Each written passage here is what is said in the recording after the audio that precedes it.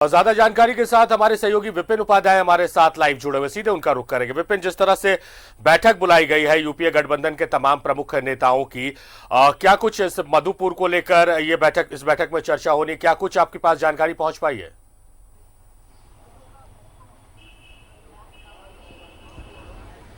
जी देखिए, 17 अप्रैल को मधुपुर के लिए उपचुनाव होना है और इस उपचुनाव की तैयारियों को लेकर मुख्यमंत्री ने आज से कवायद शुरू कर दी। आज सबसे पहले यूपीए गठबंधन दल के प्रमुख नेताओं की बैठक अब से कुछ देर के बाद मुख्यमंत्री आवास कांके रोड में शुरू होने वाली है। इस बैठक में अब तक जो प्राप्त जानकारी है उसके अनुसार झारखंड कांग्रेस के अध्यक्ष डॉक्टर रामेश्वर उरांव के साथ साथ झारखंड कांग्रेस के कार्यकारी अध्यक्ष राजेश ठाकुर, राजद के प्रदेश अध्यक्ष के अलावा राजद कोटे से जो हेमंत कैबिनेट में मिनिस्टर है सत्यानंद भोक्ता, वो मौजूद होंगे। इसके अलावा अन्य जो वाम दल के नेता या फिर वैसे छोटे दल है जिन्होंने झारखंड में राज्य के यूपीए गठबंधन को अपना समर्थन दे रखा है और जिन्होंने अपना उम्मीदवार इस उपचुनाव में नहीं उतारा है, वो तमाम नेता आज की इस बैठक में शिरकत करेंगे। और जिस तरह से अगर बात की जाए तो इस उपचुनाव को लेकर रणनीति क्या होगी और किस तरह से ये जो तीसरा उपचुनाव राज्य में हो रहा है 2019 के विधानसभा के आम चुनाव के बाद, तो इसमें किस तरह से यूपीए गठबंधन इस सीट पर अपनी जीत जो है वो बरकरार रखे, यूपीए के जो अन्य राजनीतिक दल है उनकी क्या कुछ जवाबदेही होगी, किस तरह से अन्य राजनीतिक दल के लोगों को मधुपुर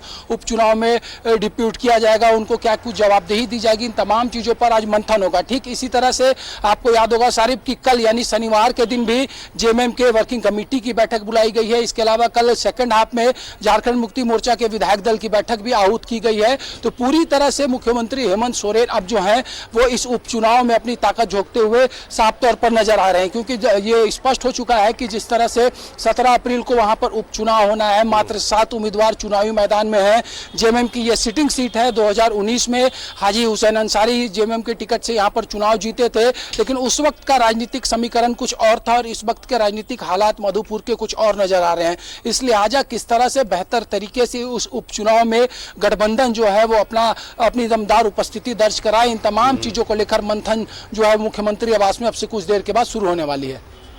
विपिन, पहुंचने का सिलसिला शुरू हो गया होगा इस बैठक में, आप क्या जानकारी लग पाई कौन कौन लोग इस बैठक में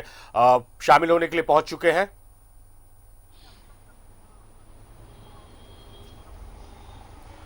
देखिए, अभी तक जो जिन लोगों को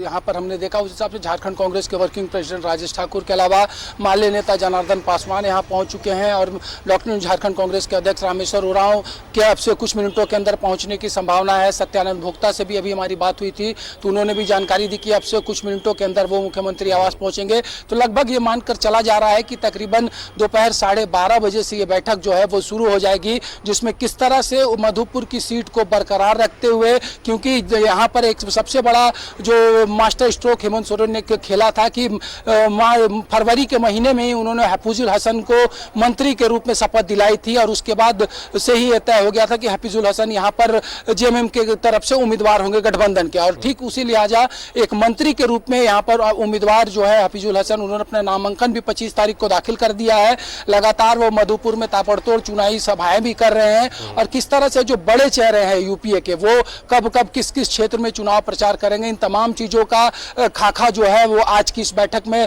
तय हो जाएगा। और साथ ही साथ कल भी जो झारखंड मुक्ति मोर्चा की 2 महत्वपूर्ण बैठकें हैं उसमें भी जवाबदेही तय की जाएगी कि किस तरह से मधुपुर में जीत का जो सिलसिला है, जो बाई इलेक्शन का अब तक का ट्रेंड रहा है पिछले 5-7 वर्षों का कि बीजेपी को यहाँ पर सफलताएं नहीं मिली है, तो ठीक उसी लिहाजा से एक यहाँ पर रणनीति तय की जाएगी जिस तरीके से जिस तरह से दुमका और बेरमो में यूपीए ने अपनी जीत हासिल की थी। चलिए विपिन, काफी महत्वपूर्ण है यह बैठक, आप नजर बना के रखिए इस बैठक पर, हम लगातार आपसे अपडेट्स देते रहेंगे। फिलहाल आपका बेहद शुक्रिया विपिन तमाम जानकारियों और अपडेट्स के लिए। तो हमारे सहयोगी विपिन लाइव हमारे साथ जुड़े हुए थे, जो जानकारी दे रहे थे कि अब से कुछ ही देर में ये बैठक शुरू होगी और मधुपुर उपचुनाव को लेकर इस बैठक में चर्चा की जाएगी, साथ ही साथ तमाम जो प्रमुख नेता है उनकी जवाबदेही भी सुनिश्चित की जाएगी।